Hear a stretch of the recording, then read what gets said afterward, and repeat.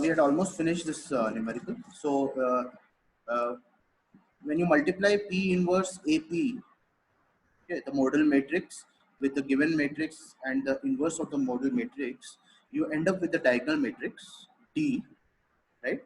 And this is the same result that we got by using the fact that the eigenvalues will be the diagonal elements of the diagonal matrix, right? So this is a check that we need to perform. So here you have to be careful in the exam. Okay, in the exam, you may use this fact that the diagonal matrix will have eigenvalues as the diagonal values, and you can write the matrix like this. But my suggestion is that you also check your answer using P inverse AP. Right? That means don't just leave your answer here. That this is my suggestion.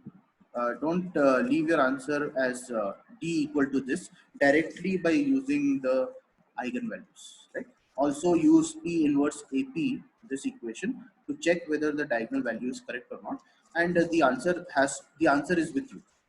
So use that as the answer, and therefore from here, since both the answers are matching, we can say that the modal matrix P is nothing but this matrix which we had found initially. Right? So in the exam, be careful. Don't just leave it by just filling the eigenvalues of the diagonal and say it's done.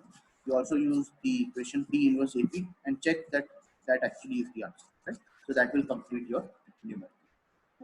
So I've solved one more problem.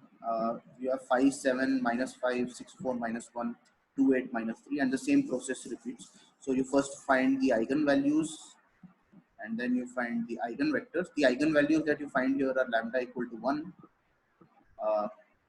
and then lambda equal to 2, okay, and then lambda equal to 3. So there are different eigenvalues which you will get in this problem. And then, so I'll just explain you this starting from the modal matrix, assuming that eigenvalue and eigenvector you know how to solve.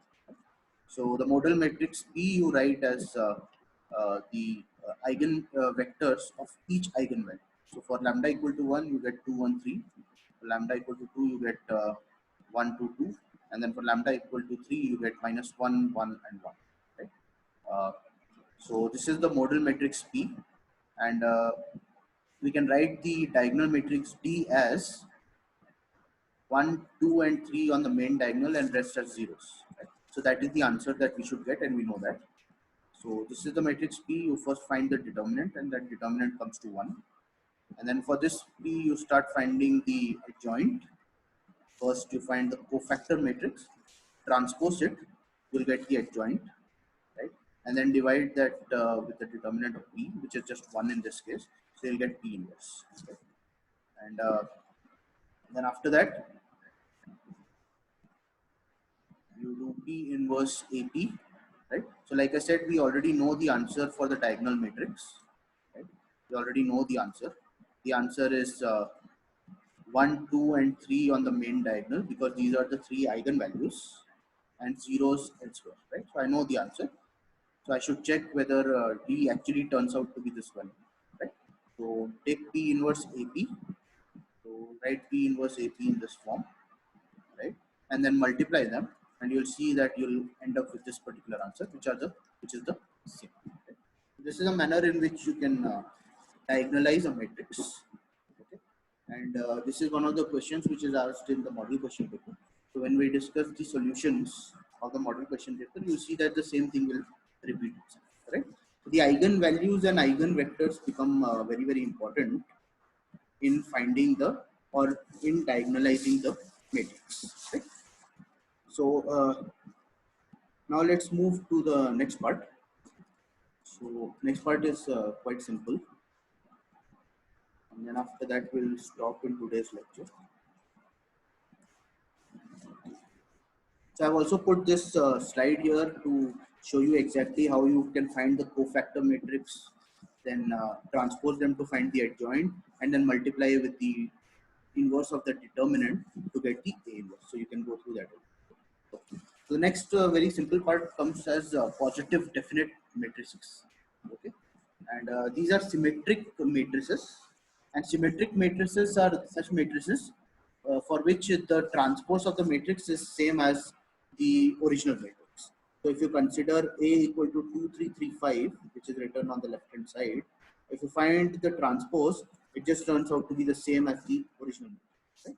So these kind of matrices are known as symmetric matrices or similar matrices. Right? So that is a definition for a symmetric matrix. It is a matrix for which its transpose is same as the matrix. Right? So this is also one of the questions which is asked in the model question paper. Right? So this is the definition and this is what we are supposed to do. Right?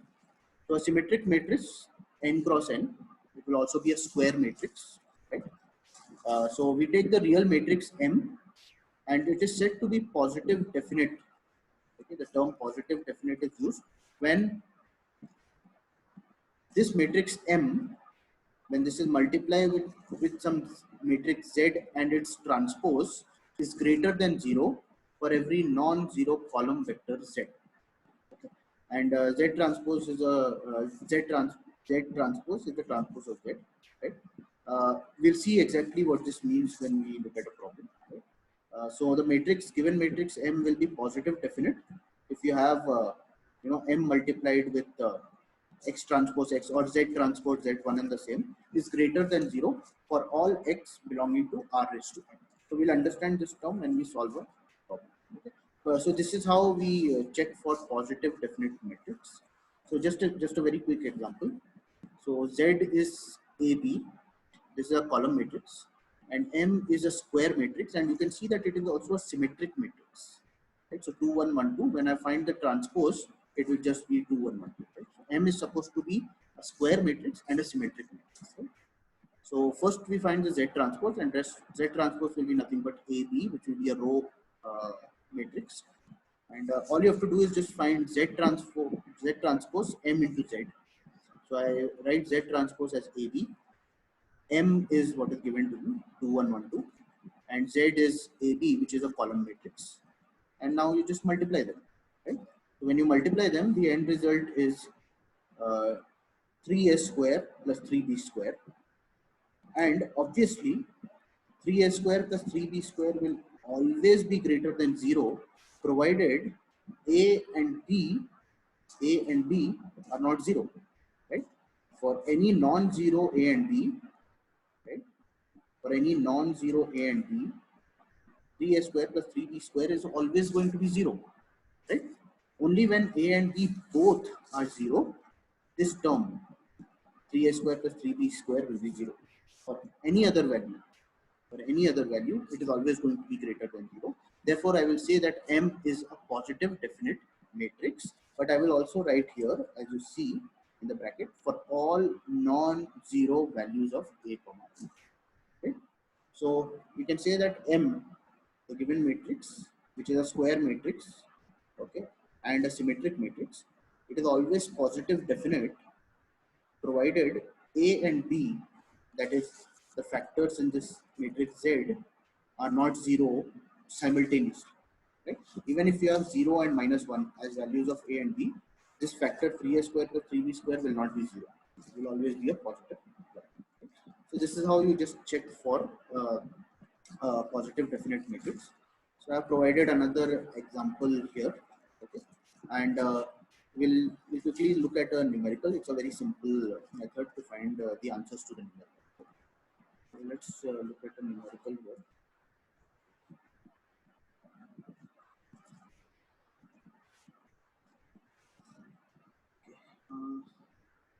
So let's see. Okay, so this is the kind of numerical you can expect in the exam, and this is the kind of numerical they've asked in the model question paper. So the matrix M is given to us, which is 2, 1, 1, 2, and you can see that it is a symmetric or a similar matrix and a square matrix. Right? And Z is given as 3, 3 minus 4. It is a column matrix. Right? Okay. So the definition is Z transpose M into Z must be greater than 0. Okay? So Z is given to us. We find Z transpose, which is 3 and minus 4. And then next we just multiply Z transpose, which is this, with M, which comes from here, and Z, which comes from here. And you can multiply and then find the value. And this value turns out to be 26. And since it is greater than 0, we just say that M is positive definite matrix. That's it. So in the model question paper, they have asked two questions with a given numerical. How do you check for positive definite matrix, and then see if the matrix is positive definite or not. Okay, so how we check for the positive definite matrix, that I've given, that answer I've given you in the slide, the check that we can do, and how to find whether it is positive definite or not. It's quite simple. Okay, so the two matrices are given. You find the transpose of z and then multiply, and then you get, if the answer is greater than 0, it's just a positive definite matrix. Okay? So that properties also I have mentioned here. You can just go through them. Okay. So these are the two topics which we have covered today: diagonalizing a matrix and how to find the positive definite matrix. I'll be sharing this PDF also. I've done that yesterday. I'll be sharing the slide also, and there'll be some solved numericals also which I'll be posting. Okay. So there's only one topic in module 5 which we are left with, which is known as singular value decomposition. So tomorrow's lecture I'll be covering that, and tomorrow's lecture will I suggest that you join, because I'll be discussing the solutions of problem number 9 and 10 from the two model question papers. Okay. Problems number 9 and 10 correspond to module 5 in both the question papers. Okay. So tomorrow I'll be discussing that as well. So I would suggest that you join the lecture tomorrow. So that's all from this lecture today. Okay, I'll be posting all the material, so go through that. Okay, and I'll see you tomorrow. Thank you. Thank you.